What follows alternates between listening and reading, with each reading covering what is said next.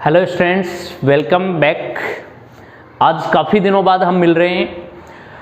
आज इस लेक्चर में हम स्टार्ट कर रहे हैं करंट इलेक्ट्रिसिटी को, विद्युत धारा को, क्योंकि जैसा कि आपको पता है कि इस कोविड-19 के लॉकडाउन के टाइम पे स्कूलें कोई भी नहीं खुली है। यहाँ पे सारे शिक्षण संस्थान बंद पड़े हुए हैं, ऑनलाइन क्लासों का दौर चल रहा है। तो इस ऑनलाइन क्लास के दौर में आप सभी बच्चों की समस्याओं को सुनते हुए, उनको देखते हुए फिर से हम अपनी ऑनलाइन क्लासेस स्टार्ट कर रहे हैं। तो आज की इस क्लास में हम एक नए लेक्चर की शुरुआत कर रहे हैं और हमारा जो लेक्चर होगा वो होगा करंट इलेक्ट्रिसिटी, विद्युत धारा के बारे में बात करेंगे। ये विद्युत धारा है, ये चैप्टर इलेक्ट्रिकल से रिलेटेड है। इलेक्ट्रिकल मतलब जब हम विद्युतकी में बात करें तो मैं एक बैकग्राउंड समझाता हूं आपको कि विद्युतकी का एक बैकग्राउंड क्या होता है और बैकग्राउंड में किस तरीके से हम विद्युत धारा में पहुंचे हैं कि ये चैप्टर, इस यूनिट की शुरुआत हम यहां से कर रहे हैं। तो हम बात करते हैं, देखो, विद्युतकी की। विद्युतकी बोलो या फिर विद्युतकी बोलो, एक ही बात है, विद्युतकी या फिर विद्युतकी, ठीक है। विद्युतकी में इसका अध्ययन है वो दो प्रकार से किया जा सकता है। विद्युतकी में बात की जाती है आवेश की, कि आवेश होता है वो, इसका प्रवाह किस तरीके से होगा, आवेश कैसे गतिशील हो सकता है, आवेश स्थिर रहे तो क्या होगा।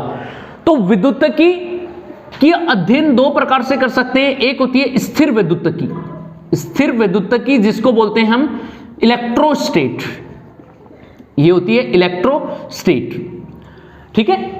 दूसरी होती है गतिक विद्युतकी, जिसको विद्युत धारा भी बोल सकते हैं, करंट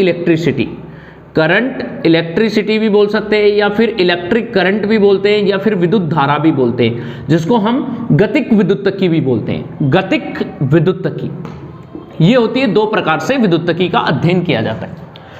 इन दोनों ही विद्युतकी में आवेश का अध्ययन किया जाता है। स्थिर विद्युतकी में आवेश, स्थिर आवेश हो। जब हम स्थिर विद्युतकी की बात करेंगे तो यहां पे आवेश क्या रहना चाहिए, स्थिर रहना चाहिए। यहां पे आवेश को स्थिर रखा गया, अर्थात हम ये कह सकते हैं कि स्थिर आवेश का अध्ययन स्थिर विद्युतकी कहलाती है। इसमें केवल स्थिर आवेश होगा, वो केवल और केवल विद्युत क्षेत्र उत्पन्न करता है। स्थिर आवेश होगा, केवल कौन सा क्षेत्र उत्पन्न करता है, विद्युत क्षेत्र, जिसको इंग्लिश में बोलते हैं इलेक्ट्रिक फील्ड। ये इलेक्ट्रिक फील्ड जनरेट करता है। अब बात आती है गतिक विद्युतकी की। गतिक विद्युतकी का मतलब क्या है कि जब आवेश गति करे। अब गति वो दो प्रकार से कर सकता है, या तो वो नियत वेग से गति करे या फिर परिवर्ती वेग से, और परिवर्ती वेग को हम बोल सकते हैं त्वरित गति। या तो आवेश क्या करे, नियत वेग से गतिशील हो, नियत वेग से गति।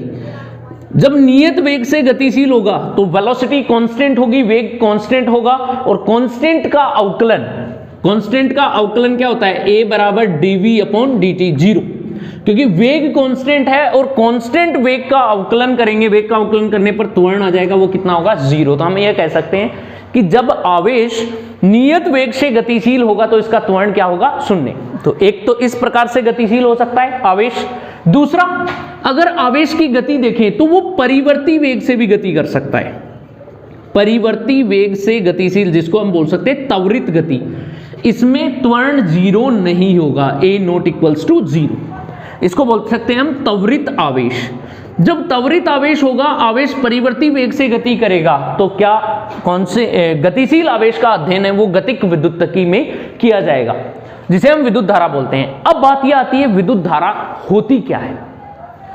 स्थिर आवेश होगा वो केवल विद्युत क्षेत्र उत्पन्न करता है, जबकि गतिशील आवेश विद्युत क्षेत्र के साथ साथ चुंबकीय क्षेत्र भी उत्पन्न करता है। क्या बनाता है गतिशील आवेश, विद्युत क्षेत्र तो बनाता ही है, इस विद्युत क्षेत्र के साथ साथ चुंबकीय क्षेत्र भी उत्पन्न करता है। कब, जब आवेश नियत वेग से गतिशील हो।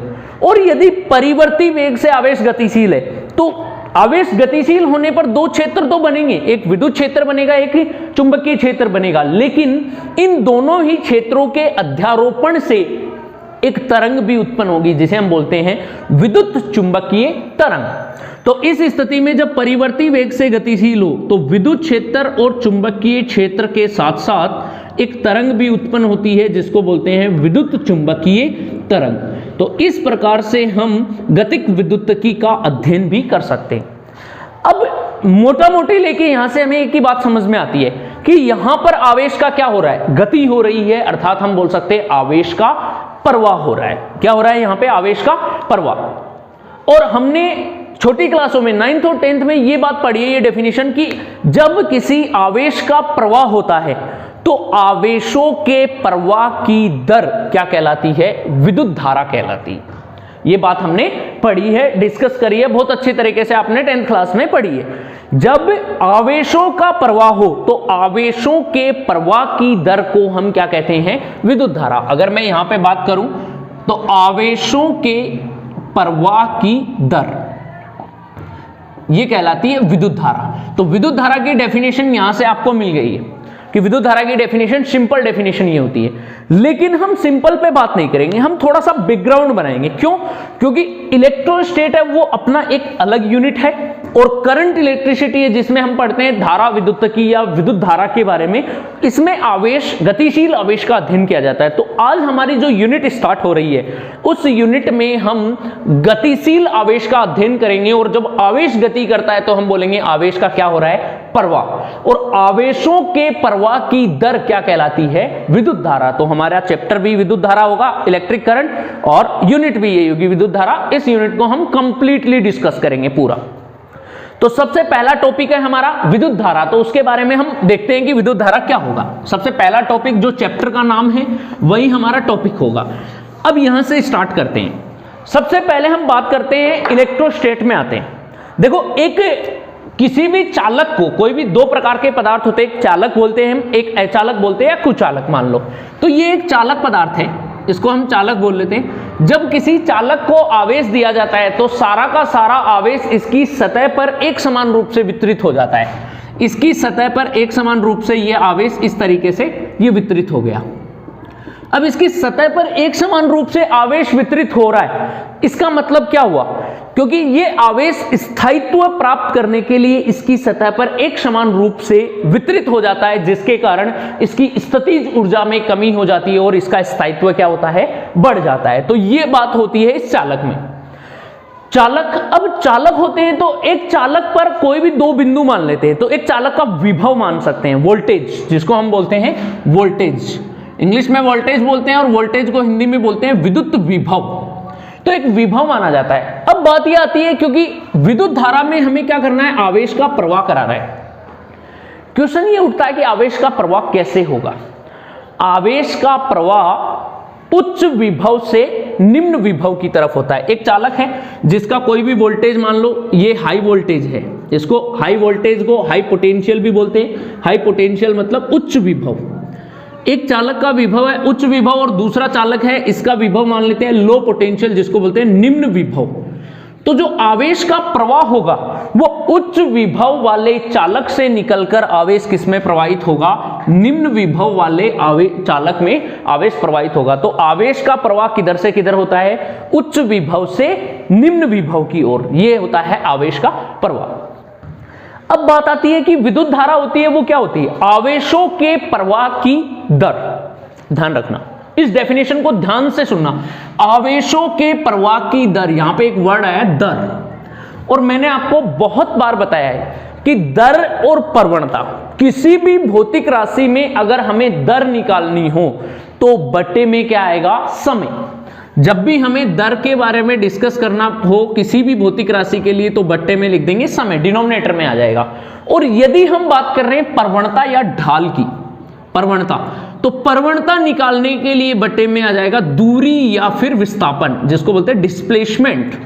किसी भी भौतिक राशि में दूरी या विस्थापन का भाग देने पर प्रवणता प्राप्त होती है, और समय का भाग देने पर क्या प्राप्त होती है, दर प्राप्त होती है। तो इस तरीके से हम किसी भी भौतिक राशि की दर निकाल सकते हैं। तो यहां से आपको एक बात तो क्लियर हो गई होगी कि आवेशों के प्रवाह की दर।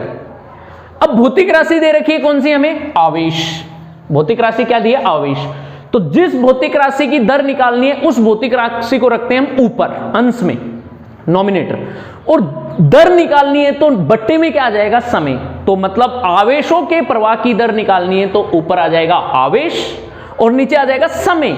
तो क्या कहलाएगा, आवेशों के प्रवाह की दर, जो क्या कहलाती है, विद्युत धारा कहलाती है। तो देखो विद्युत धारा की डेफिनेशन क्या बन जाएगी, विद्युत धारा होती है आवेशों के प्रवाह की दर, तो ऊपर आ जाएगा आवेश बट्टे में, नीचे आ जाएगा समय।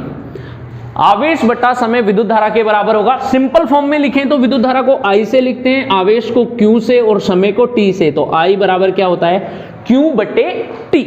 इस तरीके से ये सिंपल डेफिनेशन होती है और 9th 10th क्लास में आप ऐसे ही पढ़ के आते हो। ये होती है विद्युत धारा। और विद्युत धारा का प्रवाह किधर से किधर होता है? आवेश का प्रवाह होगा उच्च विभव से निम्न विभव की ओर, तो विद्युत धारा। अब बात यह आती है कि विद्युत धारा का प्रवाह कैसे होगा। जस्ट अगर हम आवेश की बात करें तो आवेश की न्यूनतम इकाई क्या होती है? इलेक्ट्रॉन।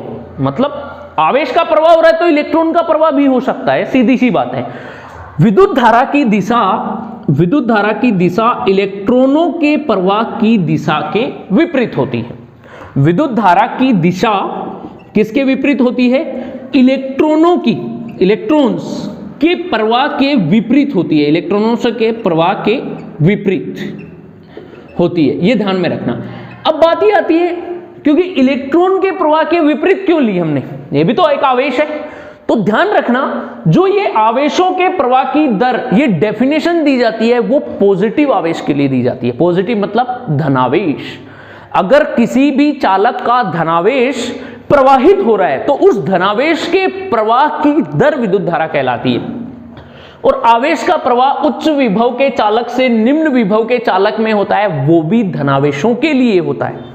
क्योंकि यदि हम धनावेशों का प्रवाह कराएं तो धनावेशों का प्रवाह उच्च विभव के चालक से निम्न विभव के चालक में होता है। इसलिए विद्युत धारा की जो सिंपल डेफिनेशन है वो धनावेशों के लिए दी जाती है, जिसकी दिशा ऋणावेशों के विपरीत होगी। और हमें पता है कि इलेक्ट्रॉन पर कौन सा आवेश होता है? ऋणावेश। इसलिए विद्युत धारा की जो दिशा होती है, प्रवाह की दिशा, वो इलेक्ट्रॉनों के प्रवाह की दिशा के विपरीत होती है। यह बात हमेशा ध्यान रखना, ठीक है। अब बात यह आती है कि चालक में उच्च विभव और निम्न विभव कैसे बनाएं। तो उच्च विभव और निम्न विभव बनाने के लिए विद्युत बैटरी का यूज लिया जाता है। विद्युत बैटरी काम में ली जाती है। विद्युत बैटरी में दो टर्मिनल होते हैं, एक होता है पॉजिटिव टर्मिनल और दूसरा होता है नेगेटिव टर्मिनल। तो देखो इस तरीके से हम बैटरी को लिख सकते हैं, ये पॉजिटिव ये नेगेटिव। पॉजिटिव टर्मिनल को थोड़ा बड़ी लाइन से लिखा जाता है और नेगेटिव टर्मिनल को थोड़ा छोटी लाइन से लिखा जाता है। तो ये बैटरी के दो टर्मिनल होंगे और दोनों टर्मिनल के बीच का विभवों का अंतर, क्योंकि पॉजिटिव का भी अपना एक विभव होगा और नेगेटिव का भी अपना एक विभव होगा, तो दोनों के मध्य विभवों का अंतर कहलाता है विभवांतर। और वो विभवांतर ही किसके बराबर होगा?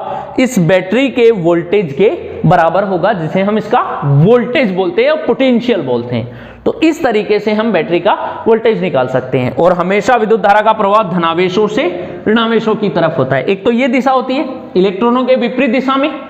अब ये जो आवेश का प्रवाह है वो धनावेशों का प्रवाह होगा। तो विद्युत धारा की दिशा धनावेशों से ऋणावेशों की ओर होती है। धनावेशों से ऋणावेशों की ओर होती है। कब होती है ये? बाह्य परिपथ में, क्योंकि ये बैटरी से जब पॉजिटिव टर्मिनल से विद्युत धारा निकलेगी इधर से और ऐसे जाके किस में प्रवेश करेगी? ऋणावेश में आई। जबकि बैटरी के अंदर विद्युत धारा की दिशा नेगेटिव टर्मिनल से पॉजिटिव टर्मिनल की ओर होती है। तो ये तो है एक सिंपल, जो 9th 10th क्लास का बच्चा भी इसके बारे में जानता हो। तो इस तरीके से हम विद्युत धारा को डिफाइन कर सकते हैं। ये तो सिंपल लैंग्वेज थी। अब मैं आपको थोड़ी सी फिजिक्स के तरीके से एक प्रॉपर लैंग्वेज में बताता हूं कि किस तरीके से हम विद्युत धारा को डिफाइन करेंगे। तो विद्युत धारा को डिफाइन करने के लिए लेते हैं हम एक चालक, और चालक के रूप में क्या लिया जाता है? चालक तार।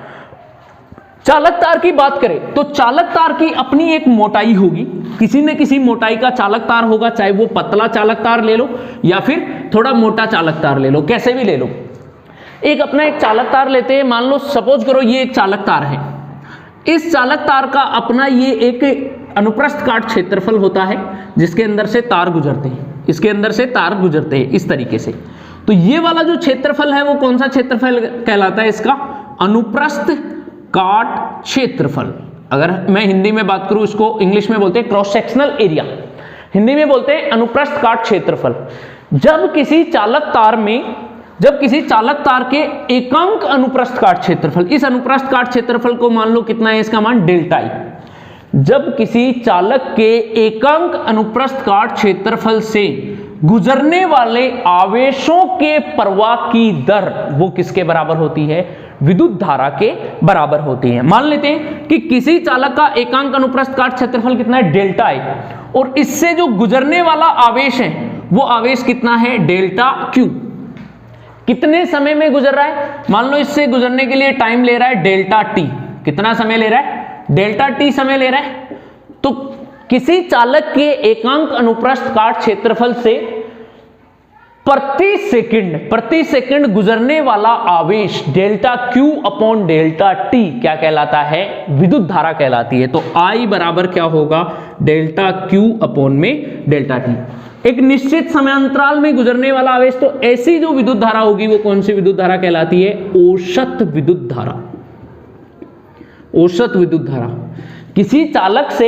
किसी चालक के एकांक अनुप्रस्थ काट क्षेत्रफल, डेल्टा ए का मान कितना ले रहे हैं, 1 मीटर स्क्वायर। एकांक अनुप्रस्थ काट क्षेत्रफल से प्रति सेकंड या कुछ निश्चित समयांतराल में गुजरने वाला कुल आवेश, एक निश्चित समयांतराल में गुजरने वाला कुल आवेश उस चालक से गुजरने वाली औसत विद्युत धारा के बराबर होता है। तो औसत विद्युत धारा को हम किससे लिखते हैं, बार लगाकर लिखते हैं। तो आई बार बराबर होगा delta Q upon delta T. ये हो गया यहां से। अब देखो ये औसत विद्युत धारा, अगर इसको थोड़ा सा औसत भी लिखूं तो इसको क्या लिख सकते हैं, Q2 माइनस Q1 बटे में T2 माइनस T1। याद करो ऐसा कहां पे पढ़ाया था, ऐसा हमने बात करी थी 11th क्लास में औसत वेग, औसत त्वरण। जब हम औसत वेग निकालते हैं तो औसत वेग क्या होता है, V एवरेज बराबर होगा डेल्टा S अपॉन में डेल्टा टी। कुल विस्थापन बटा कुल समय, तो क्या लिखते हैं इसको, S2 माइनस S1 बटे में T2 माइनस T1। औसत वेग निकाला था। औसत त्वरण की बात करते हैं तो A बार या A एवरेज क्या होता है, delta V upon delta T, मतलब कुल वेग बटे में कुल समयांतराल, कुल समय। तो एक निश्चित समयांतराल में जितना वेग होता है उस वेग में उस समयांतराल का भाग देने पर त्वरण आता है, तो इसको लिखते हैं V2 माइनस V1 बटे में T2 माइनस T1। तो ये क्या होता है, त्वरण होता है, औसत त्वरण। वैसे ही किसी चालक के एकांक अनुप्रस्थ काट क्षेत्रफल से प्रति सेकंड एक निश्चित समयांतराल में गुजरने वाला कुल आवेश ही क्या कहलाती है, विद्युत धारा। और सिंपल डेफिनेशन आपको बताई, आवेशों के प्रवाह की दर क्या कहलाती है, विद्युत धारा कहलाती है। अब बात आती है ये औसत विद्युत धारा, इसका मात्रक लेते हैं। तो मात्रक ले लो। मात्रक की बात करें तो आवेश का मात्रक क्या होता है, आवेश का मात्रक होता है कूलाम। तो इसका मात्रक लिख देंगे कूलाम बटे में समय का मात्रक क्या होता है, समय का मात्रक होता है सेकंड। तो इसका मात्रक सेकंड यूज करो, कूलाम बटे में सेकंड। विद्युत धारा का मात्रक है, और विद्युत धारा होती है वो मूल भौतिक राशि होती है, इसलिए कूलाम बटे सेकंड को एक नया मात्रक दे दिया गया है जिसे हम बोलते हैं एम्पियर, और इसको लिखते हैं कैपिटल ए से। एम्पियर को इससे लिखा जाता है और कैपिटल ए से इसको डिनोट करते हैं। तो ये होता है विद्युत धारा का मात्रक, औसत विद्युत धारा। अब बात ये आती है, हमने सिंपल विद्युत धारा देख ली, औसत विद्युत धारा देख ली। अब हम बात करते हैं कि एक समयांतराल पे न निकालकर हमें एक निश्चित समय पर अगर धारा निकालनी हो, विद्युत धारा, तो उस विद्युत धारा को हम क्या बोलेंगे, तात्क्षणिक विद्युत धारा। क्या बोलते हैं, तात्क्षणिक विद्युत धारा। तो अगली निकालते हैं हम तात्क्षणिक विद्युत धारा की बात करते हैं। तात्क्षणिक विद्युत धारा जिसको बोलते हैं इंस्टेंटेनियस इलेक्ट्रिक करंट।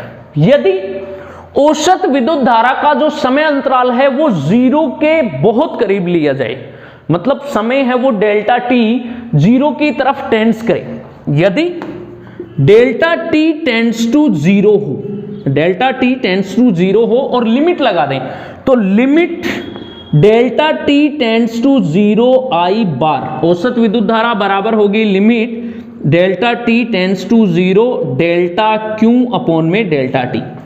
जब ये लिमिट डेल्टा टी 0 की ओर अग्रसर हो तो डेल्टा किस में बदल जाता है, डी में बदल जाता है, अवकलन की फॉर्म में। तो ये विद्युत धारा क्या होगी, आई बराबर होगी डी क्यू अपॉन में डी टी। इसका मतलब यदि हमें कोई आवेश समीकरण दे रखा, आवेश का समीकरण जो किसका वेरिएबल हो, समय में वेरिएबल हो, समय टी में वेरिएबल हो, तो उस आवेश के समीकरण का समय के सापेक्ष अवकलन करने पर भी हमें क्या प्राप्त होगी, विद्युत धारा प्राप्त होती है, जिसे हम बोलते हैं तात्क्षणिक विद्युत धारा।